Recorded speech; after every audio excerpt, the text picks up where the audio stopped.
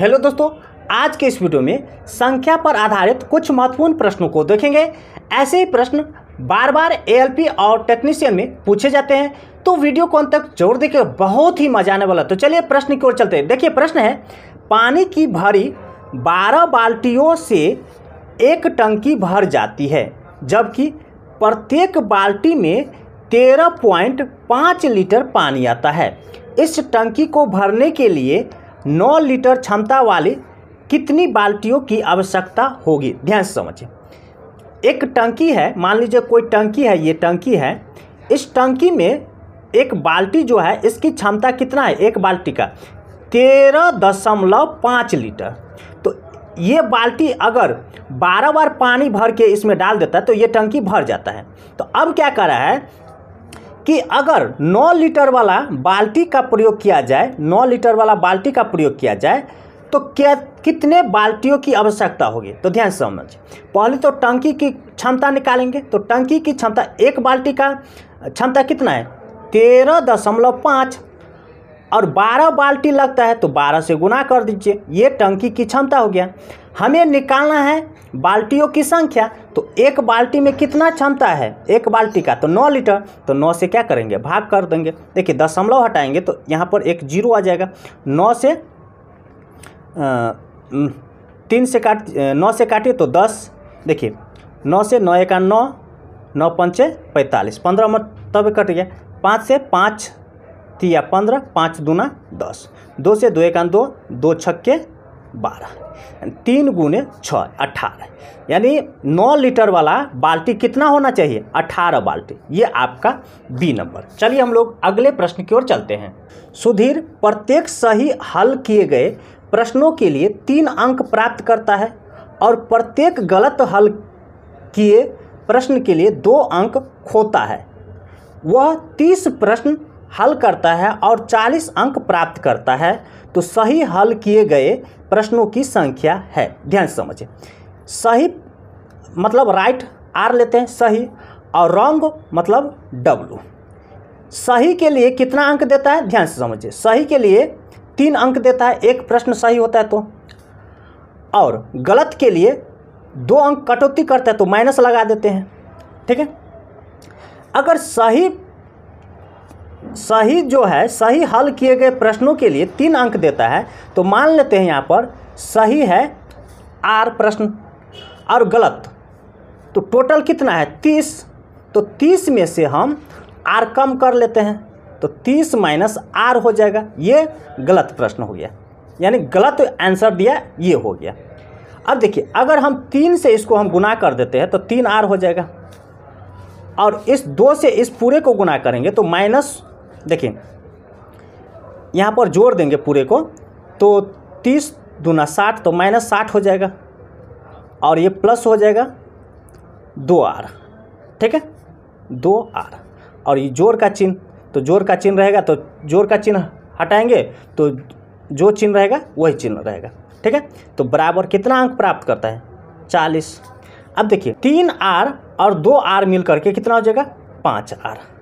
और ये माइनस में है 60, उधर जाएगा तो इसमें जोड़ हो जाएगा, तो 40 में 60 जोड़ेंगे तो 100।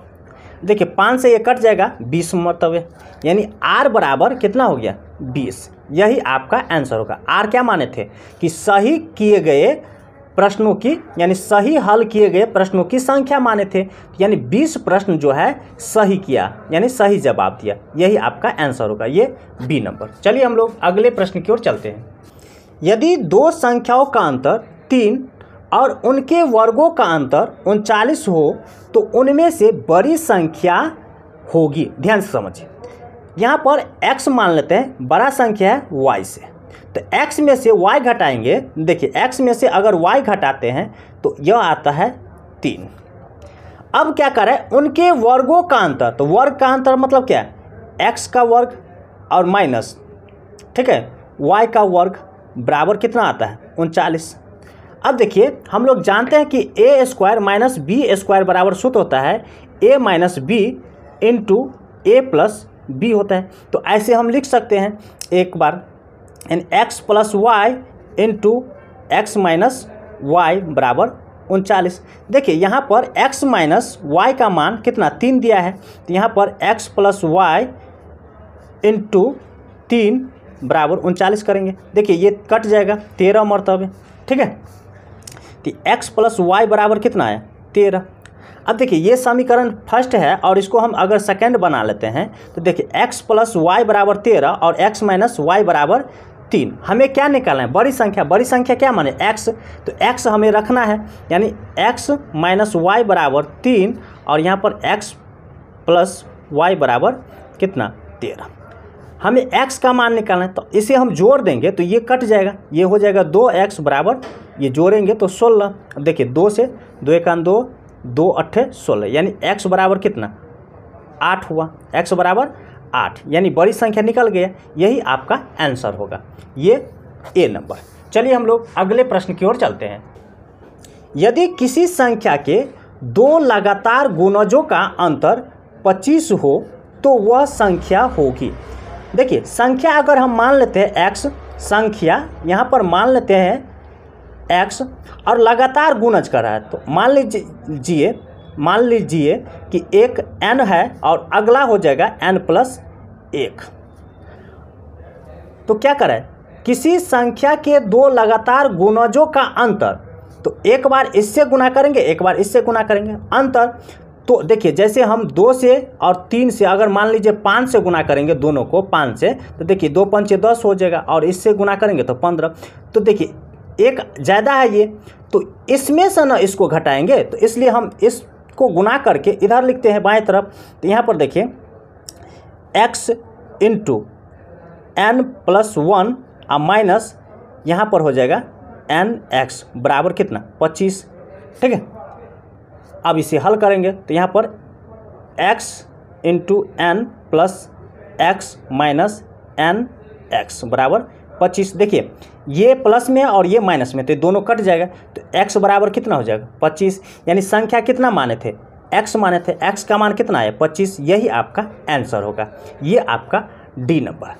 ऐसे ही प्रश्न पाने के लिए हमारे चैनल को सब्सक्राइब कीजिए, लाइक कीजिए और अपने दोस्तों के साथ शेयर कीजिए। फिर मिलते हैं अगली वीडियो में, तब तक के लिए धन्यवाद।